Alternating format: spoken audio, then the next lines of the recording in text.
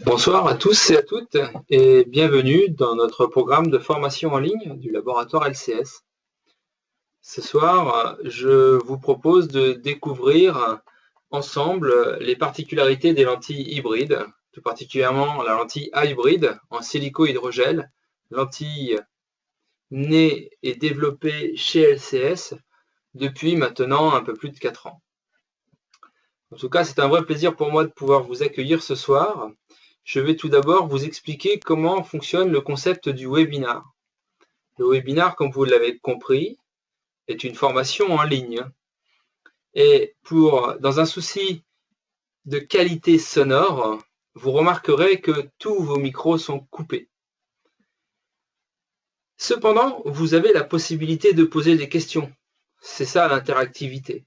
Et grâce à la main levée que vous avez sur votre tableau de bord, vous aurez la possibilité de poser une question soit à l'oral, soit en l'écrivant.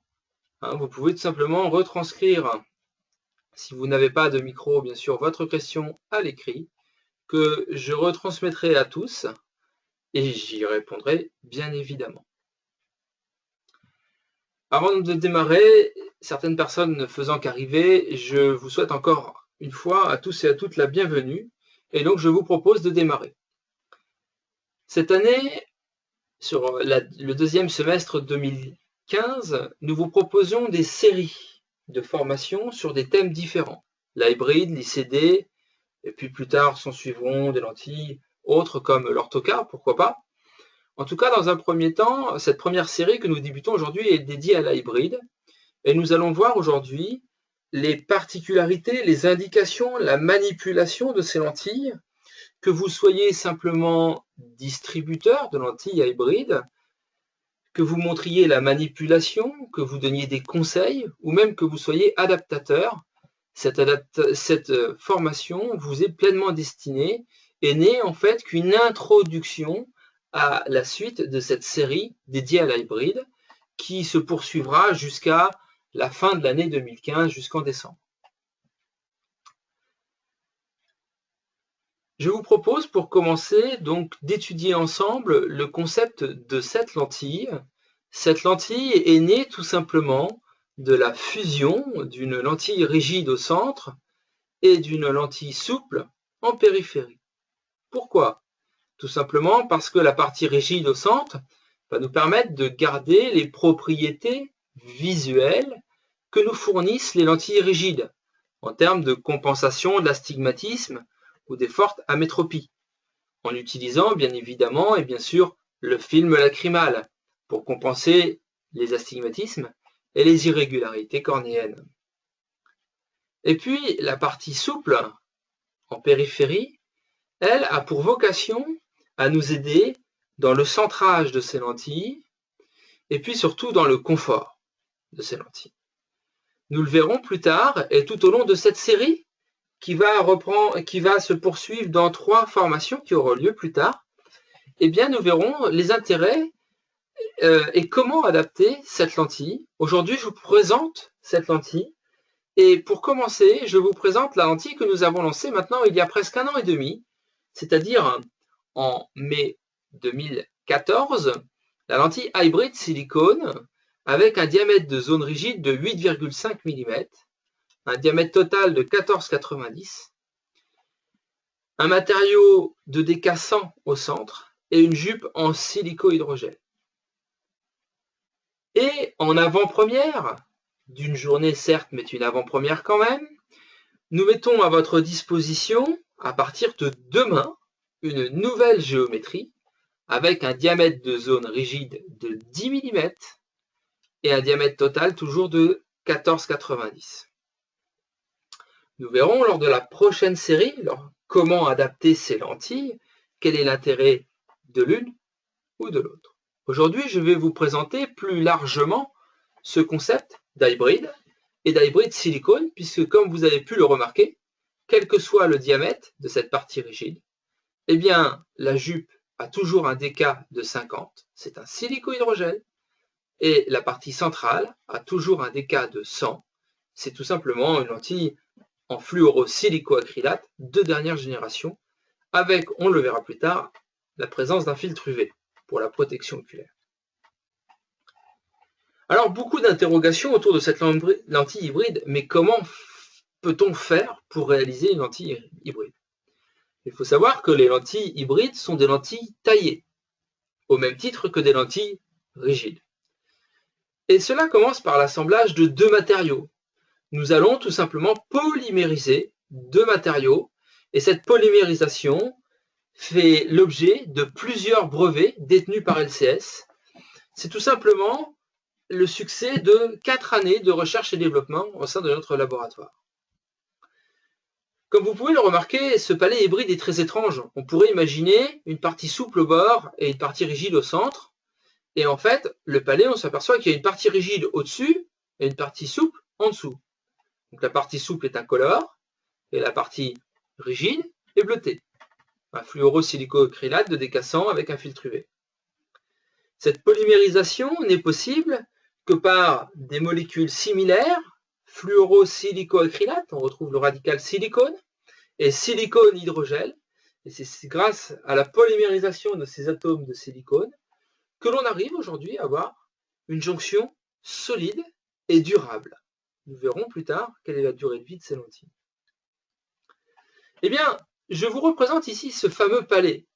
Ce palais qui est bleuté en haut, zone rigide, et qui est blanc en bas, la jaune souple en silico-hydrogène.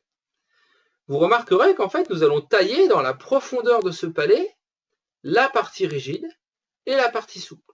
Donc, cela nécessite un palais d'une taille suffisante.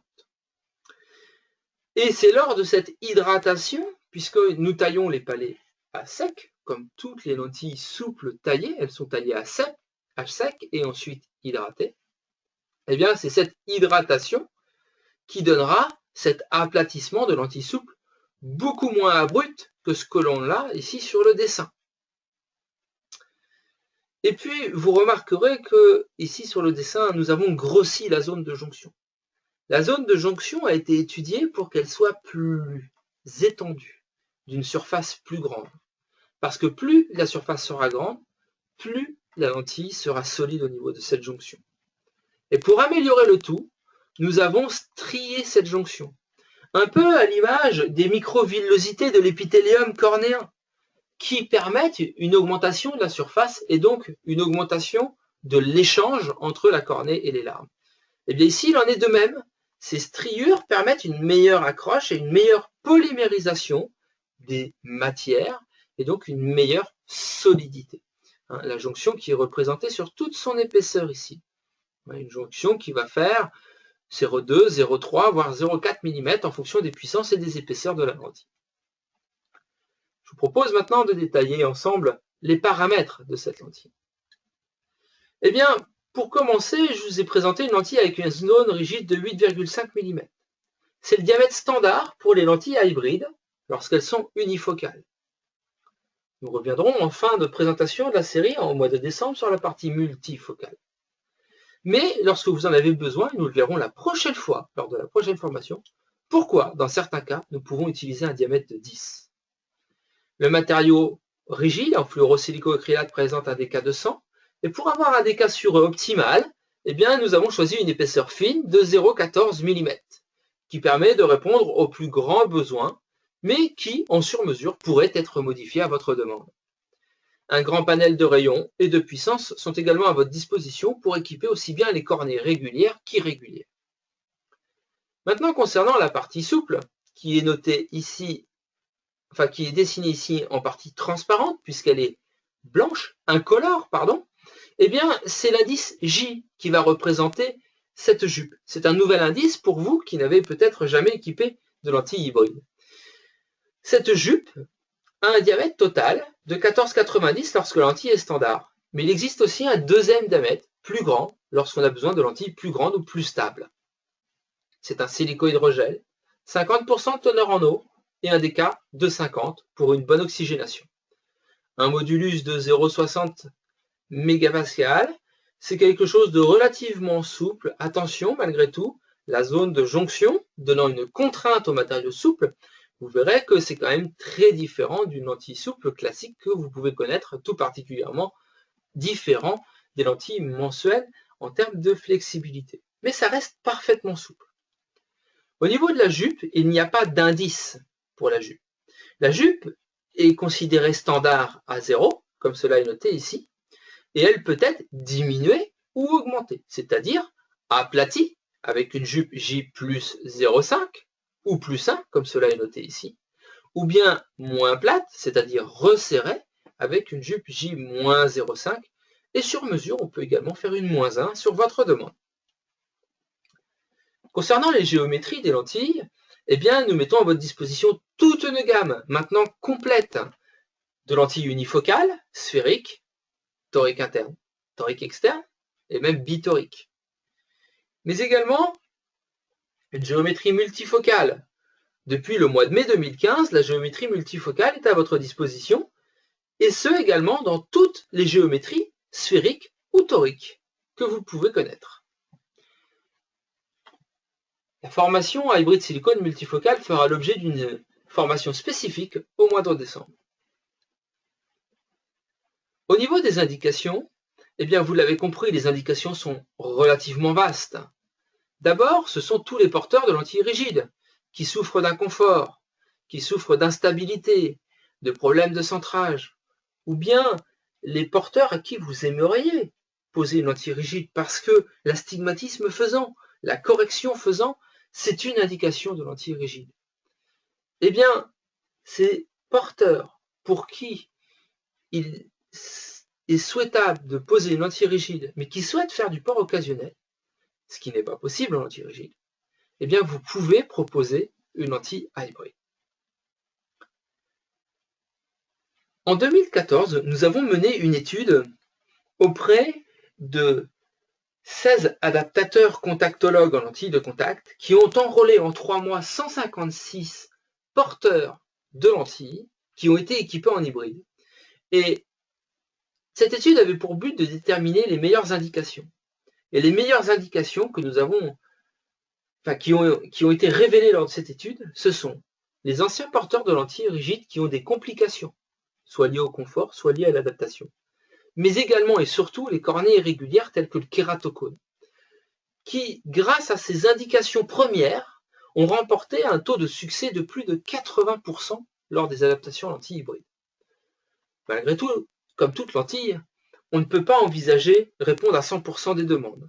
Mais avec un taux de succès de plus de 80%, vous avez donc ici une bonne reproductibilité, une bonne prédictibilité dans vos adaptations lorsque l'indication est correctement choisie.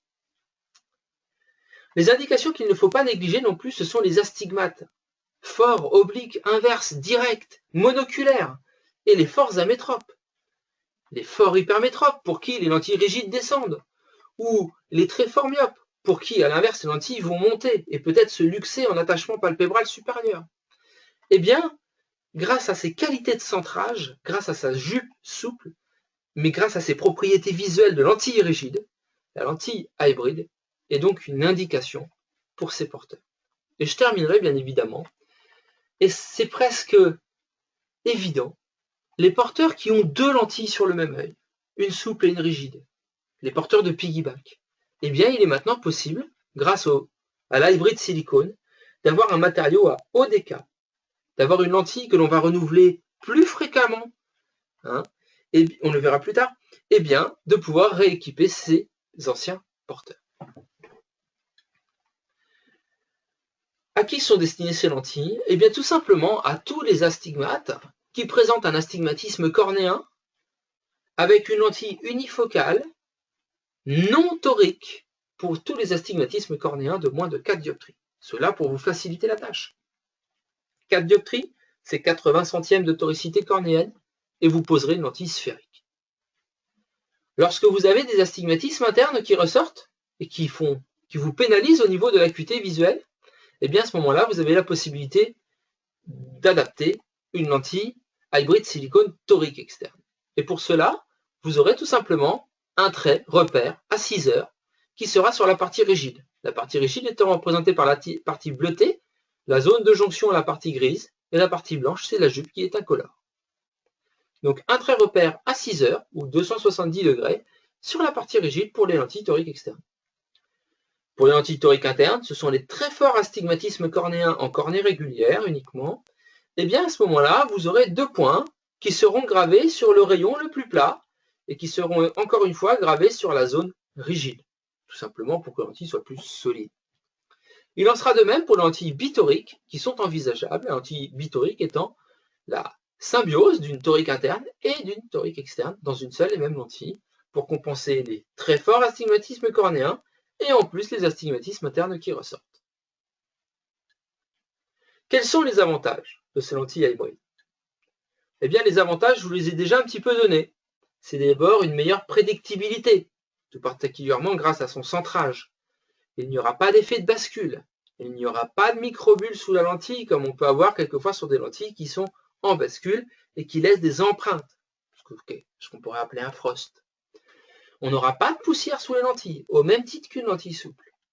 On aura moins d'érosion au niveau des apex parce que la lentille sera beaucoup moins mobile. Et ça, on le verra lors de son adaptation, lors de notre prochain rendez-vous.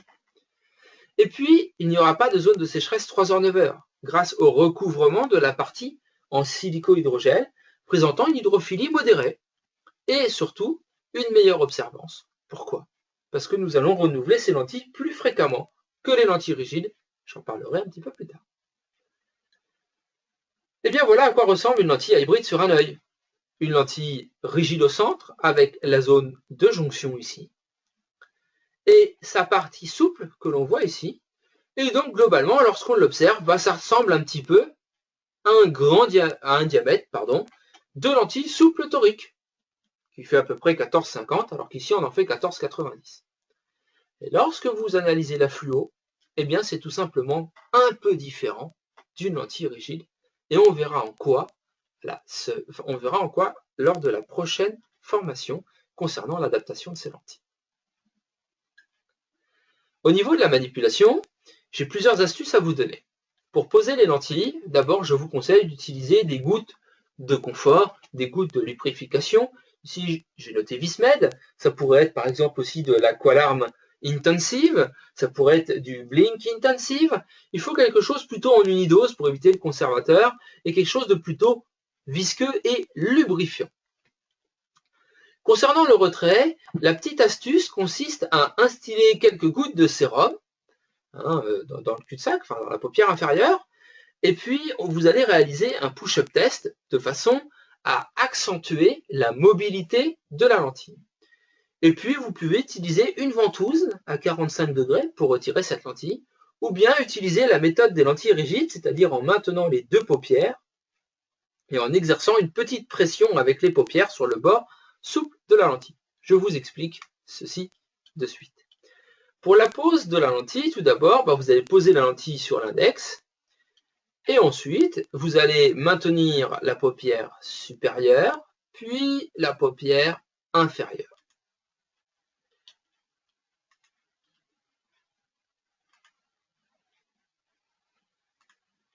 Une fois que vous maintenez les 2 paupières, vous allez tout simplement venir placer la lentille directement sur la cornée, comme une lentille souple.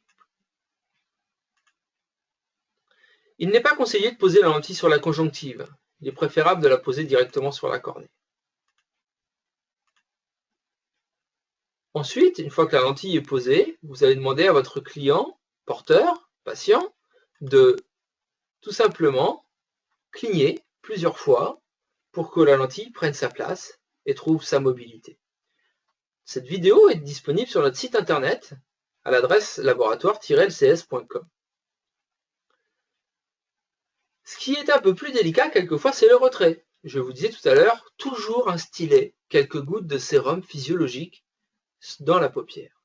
Ensuite, eh bien, soit vous allez venir prendre contact sur les paupières et prendre contact avec le bord de la lentille, exercer une légère pression sur le bord pour que la lentille, comme on le voit ici, il y a un petit peu d'air qui passe en dessous et la lentille se retire. Sinon, une autre méthode consiste à utiliser une ventouse. Il ne faut pas ventouser au centre de la lentille. Vous allez d'abord maintenir les 2 paupières et à l'aide d'une ventouse, comme cela vous est représenté ici, eh bien vous allez ventouser dans la partie inférieure. le plus près possible du bord de la lentille. Le but étant non pas de tirer sur la lentille, mais de créer un mouvement de pivot pour faire passer de l'air sous la jupe. Donc en fait, il faut tout simplement soulever la jupe avec la ventouse. Et une fois qu'il y a un peu d'air qui passe sous la jupe, eh bien vous allez voir que la lentille se retire très facilement.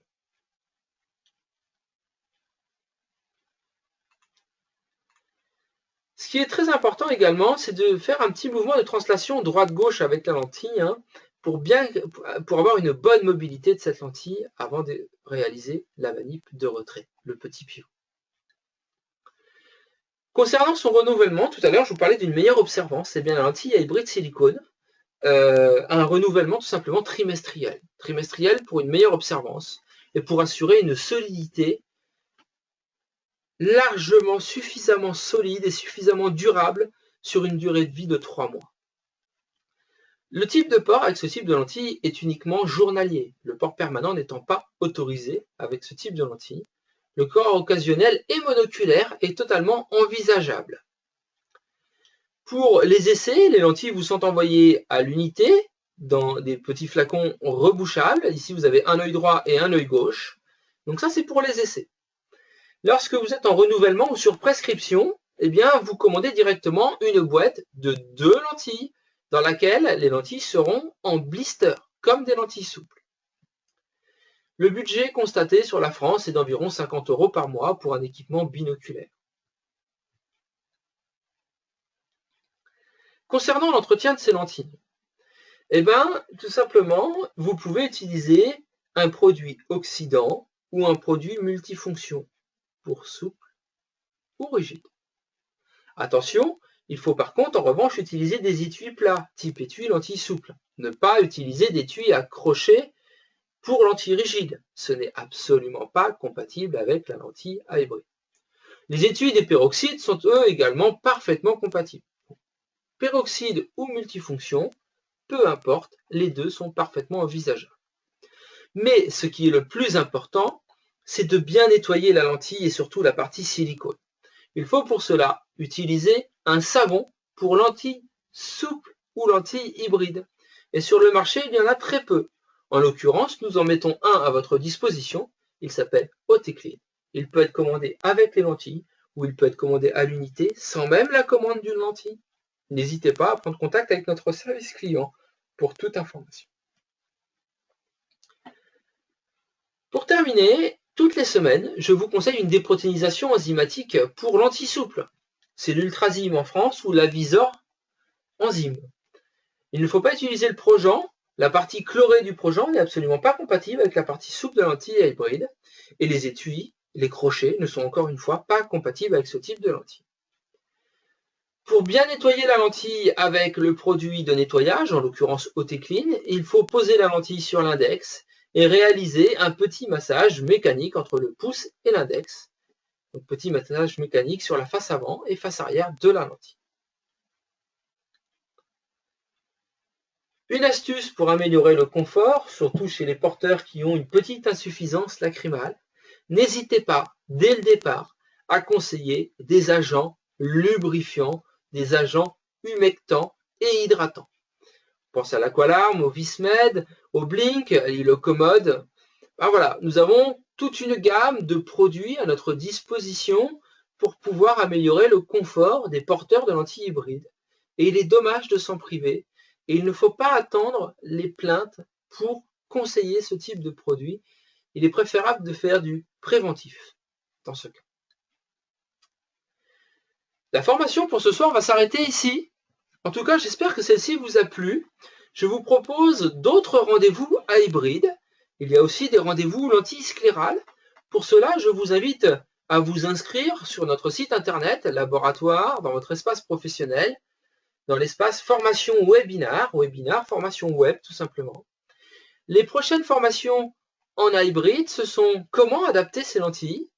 Puis ensuite, nous aurons se perfectionner en hybride avec les règles d'adaptation, des cas cliniques sur lesquels je pourrais vous faire participer. Et puis, pour terminer, les dernières présentations que je vous propose, ce sont l'hybride pour la presbytie et en l'occurrence l'hybride silicone multifocal. Alors, j'ai une question.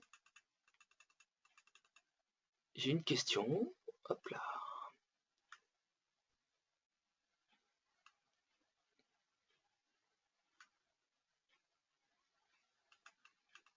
Lors de la manipulation et de l'entretien, y a-t-il un risque de briser la jonction entre la LRPG et la JUP? Alors, merci pour cette question.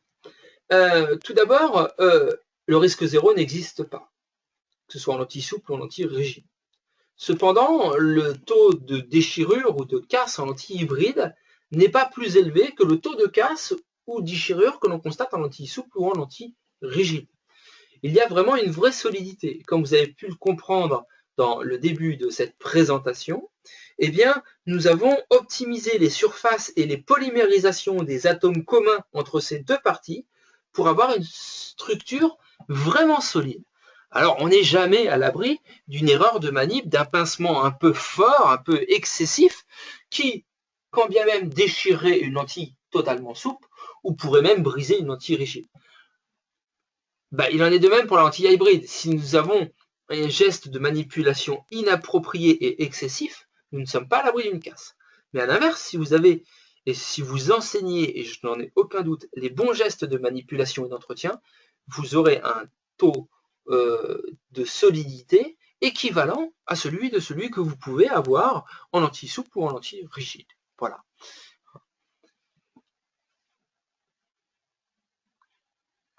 Une autre question, en tout cas merci pour toutes ces questions, c'est très pertinent. Alors, concernant la fluo, c'est un point que nous allons développer dans la prochaine formation sur adapter l'anti-hybride, puisqu'effectivement il faut utiliser de la fluo, et de la fluo spécifique, je vous en parlerai la prochaine fois, c'est de la fluo grosse molécule, que l'on utilisait dans les années 80 pour les lentilles souples traditionnelles, qu'on a un petit peu oublié, mais qui revient à l'heure d'aujourd'hui au goût du jour, tout simplement avec ces lentilles hybrides et ces jupes souples qui nécessitent une fluo pour la partie centrale rigide, bien sûr.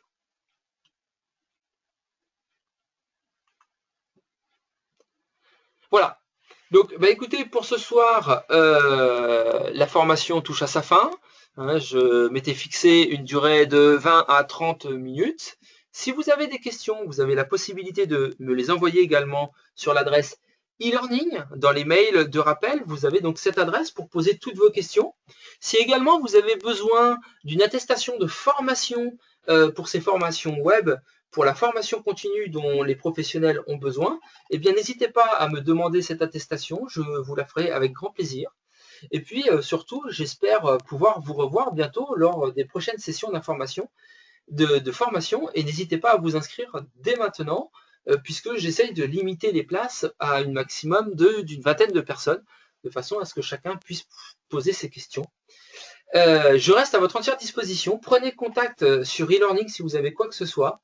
Et puis, je vais tout simplement, dans un souci de qualité et de formation, nous allons vous envoyer un petit retour de formation et un questionnaire de satisfaction. N'hésitez pas à le remplir et à nous faire part de vos commentaires. Voilà. En tout cas, sachez que n'hésitez pas à reprendre contact avec nous sur e-learning si vous avez besoin de quelque information que ce soit. Et cette formation sera disponible d'ici une quinzaine de jours sur notre site internet en libre accès, que ce soit la partie PDF pour le support écrit, mais également cette vidéo qui a été enregistrée ce soir. Voilà. Je vous souhaite à tous et à toutes une bonne soirée et au plaisir de vous revoir très bientôt. Bonsoir.